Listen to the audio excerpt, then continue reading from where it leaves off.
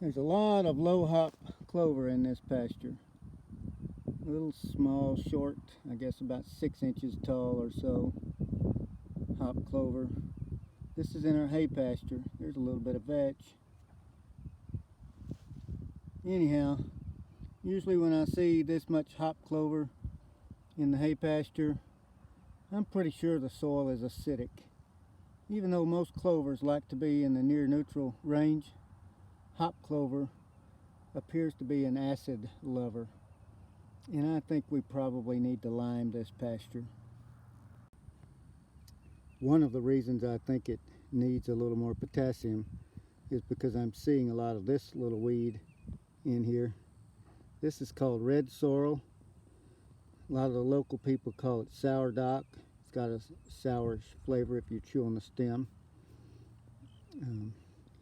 It is a dock, but it's an annual dock, so it's going to die once these seeds are produced. If you see a lot of this in a hay field, see if I can get a little closer to it, gets this pinkish color to it. If you see a lot of this passing by a hay field, you're pretty sure that that soil is acidic and it's generally low in potassium, and it means the grass is not very thick. It needs some help. This happens a lot of times when people don't take soil tests to see what their nutrient levels are doing in the soil. I'm not seeing a whole lot of this in our hay pasture, but I'm seeing enough of it to know that our grass is getting thin. Here's a common cool season weed that's actually beginning to fade out already. It's getting to the end of its growing season. This is henbit, purple flowers. It's starting to get stressed, and it gets diseases and other problems, so it's beginning to fade out. Another one we don't really need to worry about too much. I've seen this cover fields solid that were plowed, because it germinates in the fall after people plow the fields, and it grows all winter, and in the spring it begins to bloom. Now this little weed is one I definitely do not like to see in my hay pastures. This is called horse nettle. You can see it's got some pretty violent looking sharp spines on it. This is a related species to tomato. It's in the Solanaceae family, and it's too early for it to flower. It'll flower a little bit later in the summer, but it's just now emerging from below ground rhizomes, and those rhizomes go to China. I don't think they really go to China, but they go deep in the ground. You can't get them all. So we end up usually, if we have a lot of this, we'll spray with Grazon Next, Grazon P plus D, Rifle D, some kind of broadleaf weed killer. And usually what that'll do is knock it back for the summertime, but it generally will come back the following year. I love this little flower because it's so pretty, and we only get to see it once a year, this time of the year. This is a plant called Herbertia, Herbertia, and it's sort of like in the lily family. It is in the lily family, and it has a little root on it. It comes up this time of the year, puts some energy back into that little root system, which is perennial, and then we will see it again next spring. We only get to enjoy it for about 2 to 3 weeks. Herbertia.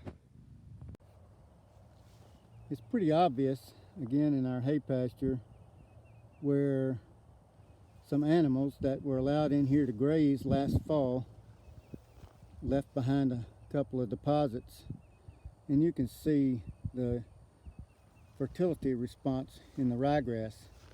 Again, almost all this grass is volunteer ryegrass, but look how dark green and more productive the ryegrass is coming out of a pile of dung.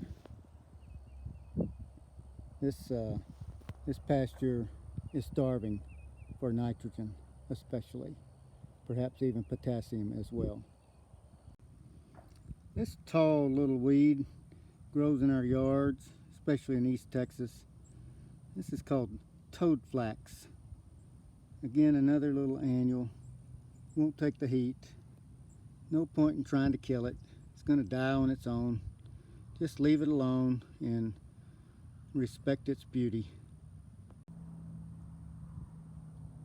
A few more common pasture weeds.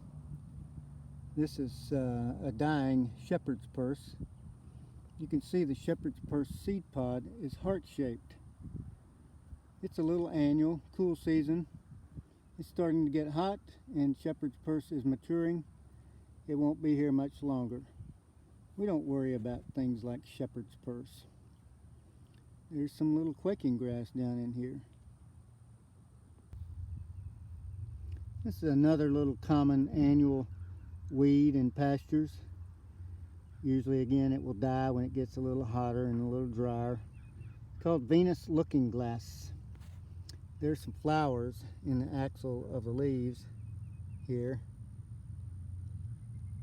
These have already flowered, so I'm not able to show it to you. I'll find a plant that has flowers on it and show it to you. Anyhow, little flowers will form in the axil of these leaves. Pinkish flower, purplish colored flowers. Venus looking glass. Nothing to worry about, but a common plant in our pastures and roadsides and yards. This is another species that's indicative of infertile soils, usually sandy, normally acidic. It's called senecio. Senecio. Also called Texas squaw weed. It's attractive to pollinators. We like it. It's just not of any value as far as a grazing plant and generally considered a weed. But it is an annual weed. You could mow it at this stage and it's a goner. No point in trying to spray this with a herbicide. Waste of money. Another weed you see often growing where senecio grows is this one. And there are some species related to this that have some similarities. But this is called cudweed. Now that's not species specific. It is one of the several cudweeds that grow in this area. Usually, again, very infertile, sandy, acidic soils. This is what I would call unintentional mob grazing. It's a high concentration of animals in a relatively small area. These are the rodeo cattle, Corriente steers mostly, and this pasture is mostly bahia grass, and they have grazed it down to where it looks like, well, it's actually shorter than some lawns I've seen. They keep it grazed down pretty short. Of course, they're not after high animal performance, or at least weight gains, because they want to keep these steers relatively small so they can continue to practice their roping on them. They don't want them to get very big. Here's that bahia grass, grazed down to probably, I don't know, ½ inch. You can see a few spots out there that are a little darker green. That's probably where either urine or feces was deposited. Got a little fertility to it. I'll go down and look at it a little bit closer, and you can see what this bahia grass looks like when it has been closely grazed. So a few weeds in there, but mostly bahia grass. It's got nice strong rhizomes, and those rhizomes are able to make it survive this kind of abuse. And I would call this abuse. But you can see that there's still a lot of leaf area close to the ground. So this plant is able to survive even though it's undergone severe defoliation, which is one of the reasons it thrives in East Texas and the southeastern United States. You've got the soils that meet its desires, that is sandy, acidic, infertile, doesn't need a lot of nitrogen. And then on top of that, we have the environment that fits it. Nice, hot, muggy environment. Rains every once in a while, keeps it alive. That's bahia grass. Well suited to these soil conditions and also to continuous and heavy grazing. Obviously though, when you do that, you're limited on the amount of biomass that is being produced and available to your livestock. The quality of this, probably the new shoots coming out in the spring, they're probably up around 8 or 9% crude protein. Not terrible, but certainly not matching what we could have with some good winter forage, spring grasses and legumes planted here. But they would not be able to withstand this level of grazing density, stock density.